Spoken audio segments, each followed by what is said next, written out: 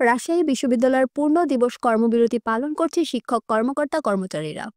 কাল 10টা থেকে রাজশাহী বিশ্ববিদ্যালয়ের সিলেট ভবনের সামনে অবস্থান নিয়ে কর্মবিরতি পালন করছে তারা। এদিকে বেলা 11টায় রাজশাহী বিশ্ববিদ্যালয়ের সিনেট ভবনে বিশ্ববিদ্যালয়ের সার্বিক পরিস্থিতি নিয়ে সিন্ডিকেট সভা অনুষ্ঠিত হয়।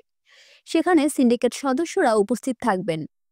এরপরে পোষ্য কোটা ও 25 তারিখে রাকসু নির্বাচন হবে কিনা তা নিয়ে সিদ্ধান্ত হবে।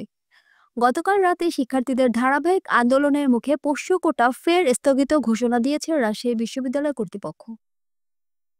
গতকাল রাতে শিক্ষার্থীদের ধারাবাহিক আন্দোলনের মুখে পোষ্য কোটা ফের স্থগিত ঘোষণা দিয়েছে রাজশাহী বিশ্ববিদ্যালয় কর্তৃপক্ষ। শনিবার গভীর রাত 1:45টার দিকে বিশ্ববিদ্যালয়ের ফেসবুক পেজে এই ঘোষণা দেওয়া হয়।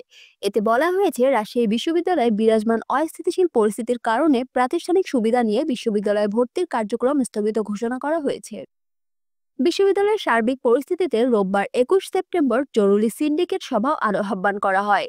এই ঘোষণা এমন সময় আসে যখন উপাচার্যের বাসভবনের বাইরের ফটকে কয়েক হাজার ছাত্রছাত্রী অবস্থান করছিলেন। আন্দোলনকারীরা দুটি দাবিতে সেখানে স্লোগান দিচ্ছেন। তারা পোষ্য কোটার প্রজ্ঞাপন বাতিল এবং 25 সেপ্টেম্বরের রাকসু নির্বাচন অনুষ্ঠানের দাবি করছেন।